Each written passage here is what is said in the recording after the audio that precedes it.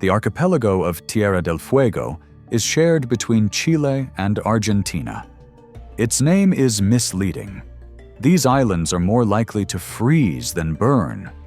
In summer, the temperature there does not rise above 10 degrees, and strong winds in winter can literally knock you off your feet.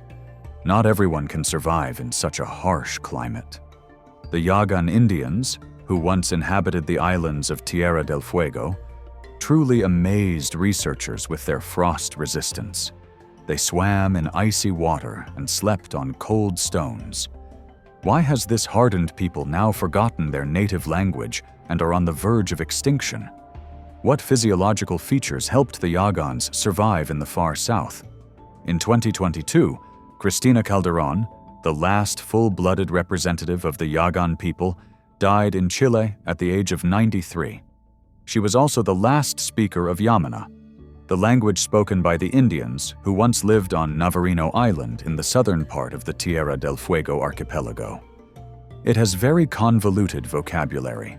For example, the word mamihlapinatapai made it into the Guinness World Records as the most concise and difficult to translate.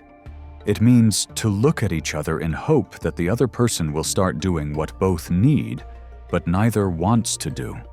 They have no chronicles, and no information has been preserved about how they emerged as a tribe, where they came from, or who their ancestors were.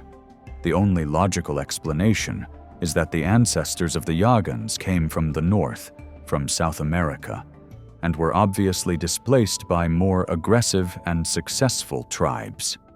And so, having moved to the territory of the Tierra del Fuego archipelago, for many centuries their neighbors left them alone simply because their land was of no interest to anyone. The name Tierra del Fuego was invented by the discoverer of the archipelago, Ferdinand Magellan. In 1520, his ship passed between the Atlantic and Pacific Oceans. At night, the crew saw an island with many fires burning. The navigator thought they were volcanoes.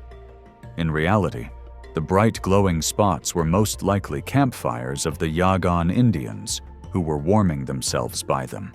The Europeans realized this several decades later when Captain Francis Drake, sailing past Tierra del Fuego, spotted people on the coast. But the Europeans did not land then. The renowned privateer, a hired pirate in the service of the British Crown, had no interest in some natives. Researchers became interested in them much later.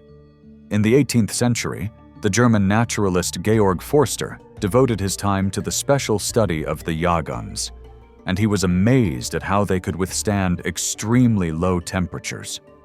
The average annual temperature on Navarino Island is about 5 degrees. It seems that the conditions are not so extreme. However, the Yaghans had no warm clothing.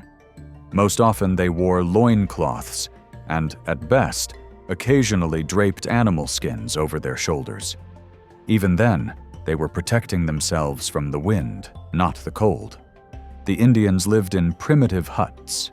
During hunting, they often dived into icy water. These people spent most of their lives nomadic, living on boats. They hunted marine animals, fished, and collected mollusks. For a long time, it was believed that the secret of the Yaghans' remarkable frost resistance lay in their lifestyle.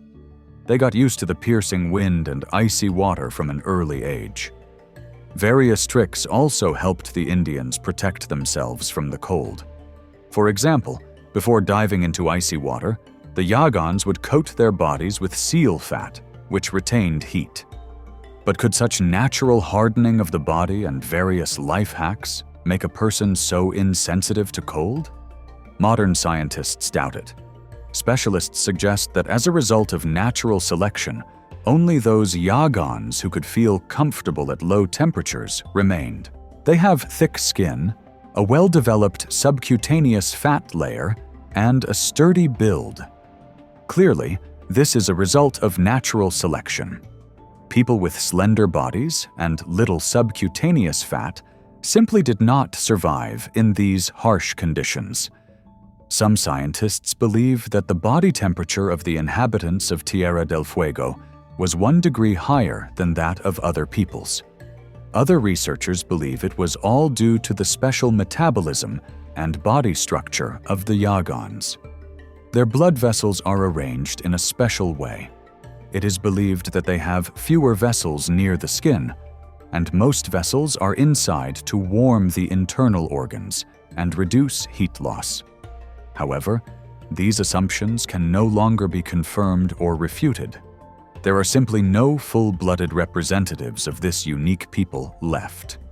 The most frost-resistant Indians were destroyed by colonization. European colonization in the 19th century negatively affected the number of Yaghans. Starting in 1828, their children were often taken away to be raised as Europeans in church missions. But this contributed to the spread of European diseases among the tribe, such as smallpox, tuberculosis, and syphilis. When they started wearing European clothing, the Yaghan children became less resistant to cold than their parents. Moreover, outsiders began hunting whales and seals on an industrial scale. Their numbers sharply declined as a result. The Yaghans were left without their main source of food. On land, the Indians hunted guanacos, wild llamas, but these animals were gradually displaced by sheep brought by the Europeans. The natives, out of desperation, began stealing them. The owners, of course, did not like this. They unhesitatingly killed the Indians caught red-handed. Many Yaghans died of starvation. Only those who went into the service of the colonizers survived. In the 19th century, the Yaghan population was about 3,000 people. It then steadily declined. Clearly, this was a consequence of diseases. The population could move to large cities to earn a living and improve their living conditions, which contributed to assimilation. According to estimates by the Indigenous Development Commission, by the year 2000, there were no more than 100 descendants of the Yaghans in South America. And even they were mestizos who knew almost nothing about the life and culture of their ancestors. In 2005, singer and ethnographer Cristina Calderón, after the death of her sister Ursula, became the last full-blooded representative of this unique people. She spoke the Yámana language, studied the history of the inhabitants of Tierra del Fuego, and wrote a book about them.